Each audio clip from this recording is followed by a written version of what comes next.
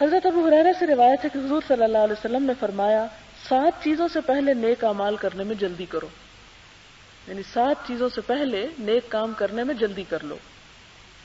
کیا تم اس تنگ دستی کا انتظار کر رہے ہو جو سب کچھ بھلا دے؟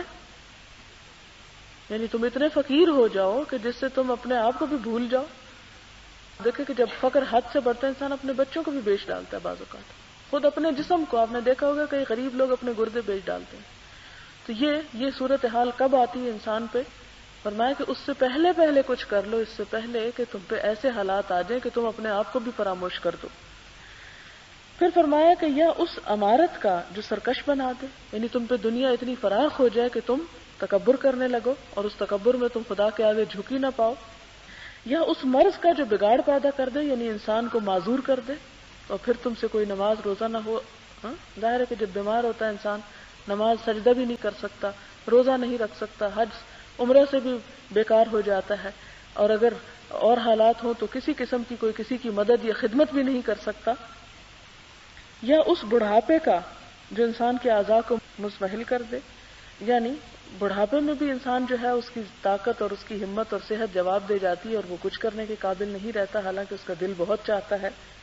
یا اچانک آ جانے والی موت کا کہ تم سے سب کچھ چھڑا لے جائے، یا دجال کا، اور دجال ان غائب چیزوں میں سب سے برا ہے جن کا انتظار کیا جاتا ہے، اور یا قیامت کا تو وساعت ادھا و امر، جیسے قرآن پاک میں آتا ہے کہ قیامت تو بڑی ہی مہیب اور سخت چیز ہے، اس کا تو کوئی مقابلہ ہی نہیں۔ آپ ہی سے روایت ہے حضور صلی اللہ علیہ وسلم نے فرمایا اکثروا ذکر ہاذم اللذات، کہ لذتوں کو توڑ دینے والی چیز موت کو کثرت سے یاد کیا کرو۔ لیکن ہم تو خود بھی نہیں کرتے، اور اگر کوئی کرانے لگے تو کہتے ہیں مولویوں کا کام صرف ڈرانا ہے۔ حالانکہ جو چیز ہمارے سامنے پیش آنے والی ہے اس سے ہم بھاگ کیسے سکتے ہیں؟ اس کا ذکر نہ کر کے چھپ کہاں سکتے ہیں؟ عقل مندی تو یہ ہے کہ انسان اس کو یاد کرے اور اس کے لیے تیاری کرے کہ مجھے وہ اس تنہائی کے گڑھے میں من و مٹی کے نیچے کیڑوں کی خوراک بننا ہے، تو اس سے پہلے میں اپنے لیے کیوں نہ کچھ تیار کر لوں۔ حضرت ابی ابن کعب سے روایت ہے، کہتے ہیں کہ جب 1/3 رات گزر جاتی تو حضور صلی اللہ علیہ وسلم نیند سے بیدار ہوتے، یعنی 1/3 جب گزر جاتی، اور فرماتے اے لوگو اللہ کو یاد کرو، پہلا نفخہ آ چکا، دوسرا نفخہ اس کے پیچھے آنے والا، یعنی سور پھونکے جانے کے قریب ہے۔ نفخہ سے مراد سور پھونکنا ہے۔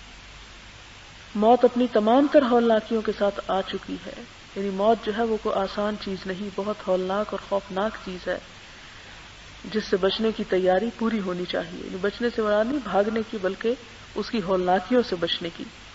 میں نے عرض کی یا رسول اللہ صلی اللہ علیہ وسلم، میں بکثرت آپ پر درود بھیجتا ہوں، تو میں آپ پر کتنا وقت درود بھیجا کروں؟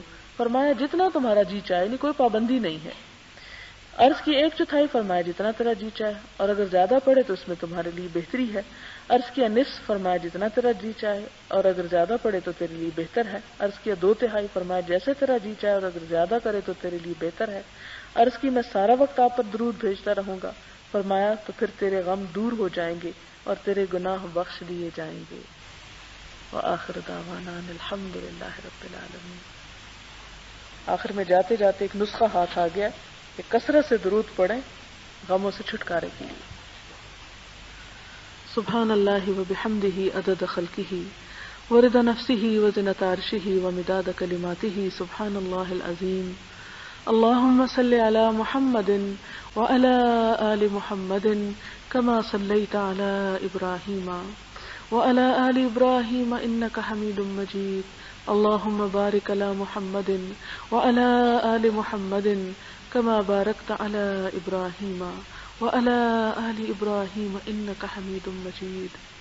ربنا آتنا فی الدنیا حسنۃ وفی الآخرۃ حسنۃ وقنا عذاب النار۔ ربنا لا تزغ قلوبنا بعد إذ هديتنا وهب لنا من لدنك رحمة إنك أنت الوهاب۔ يا حي يا قيوم برحمتك نستغيث، اللهم انفعنا بما علمتنا وعلمنا ما ينفعنا وزدنا علما لا إله إلا الله أنت الحليم الكريم، سبحان الله رب العرش العظيم والحمد لله رب العالمين. رب نسألك موجبات رحمتك وعزائم مغفرتك والغنيمة من كل بر والسلامة من كل إثم. لا تدع لنا ذنبا إلا غفرته ولا هما إلا فرجته ولا حاجة هي لك رضا إلا قضيتها يا أرحم الراحمين. إلهي آمين. ربنا تقبل منا إنك أنت السميع العليم وتب علينا إنك أنت التواب الرحيم. وصلى الله تعالى على خير خلقه محمد وعلى آله وأصحابه وأهل بيته أجمعين برحمتك يا أرحم الراحمين. إلهي آمين. سبحانك اللهم وبحمدك نشهد أن لا إله إلا أنت نستغفرك ونتوب إليك. والسلام علیکم ورحمۃ اللہ وبرکاتہ.